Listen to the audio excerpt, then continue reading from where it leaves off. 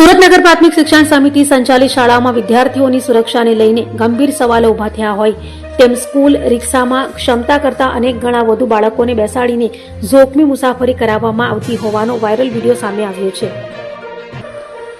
સુરત નગર પ્રાથમિક શિક્ષણ સમિતિ સંચાલિત શાળાઓમાં વિદ્યાર્થીઓની સુરક્ષા સામે ગંભીર બેદરકારીનો કિસ્સો સામે આવ્યો છે।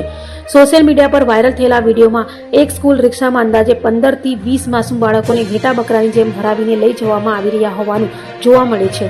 વાયરલ વિડીયો સામે આવ્યા બાદ વેસ્ટર્ન વિસ્તારની શાળા નંબર 213, 214 અને 215ના આચાર્યોનો સંપર્ક કરવામાં આવ્યો હતો। આક્ષેપ મુજબ આચાર્યોએ આ અમારી જવાબદારીમાં નથી આવતું કહીને જવાબદારીમાંથી છટકવાનો પ્રયાસ કર્યો હતો। સ્કૂલ રિક્ષા ચાલકો દ્વારા નિયમોની ખુલ્લેઆમ અવગણના થતી હોવા છતાં સુરત મહાનગરપાલિકાની શિક્ષણ સમિતિ, તેના જવાબદાર અધિકારીઓ અને શાળા પ્રશાસન તરફથી અસરકારક કાર્યવાહી ન થતી હોવાના સવાલો ઉઠી રહ્યા છે। વાલીઓમાં પણ આ મુદ્દે ભારે ચિંતા જોવા મળી રહી છે। પ્રશ્ન એ છે કે જો આવી ઓવરલોડેડ રિક્ષાને કારણે કોઈ મોટી દુર્ઘટના સર્જાય તો તેની જવાબદારી કોણ લેશે? વિદ્યાર્થીઓની સુરક્ષા માટે નિયમોનું કડક પાલન કરાવવું અને જવાબદાર સામે કાર્યવાહી કરવી હવે સમયની માંગ બની છે। કેટલા બાળકો છે તમારી રિક્ષામાં?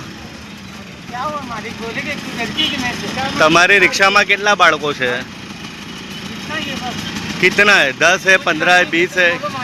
लेकिन आप इतने सब बच्चों को भर के लेके जा रहे हो ऑटो में, बच्चे बाहर तक लटक रहे हैं, उनके पैर भी बाहर तक लटक रहे हैं। ये देखो, अगर बच्चों को कुछ हो जाएगा उसकी जिम्मेदारी किसकी है? तो फिर आप कितना सब भर के ले जा रहे हो बच्चों को? ये देखो, पूरा ऑटो भरा पड़ा है बच्चों से, पूरा ऑटो भरा पड़ा है आपका बच्चों से। गलत बात है।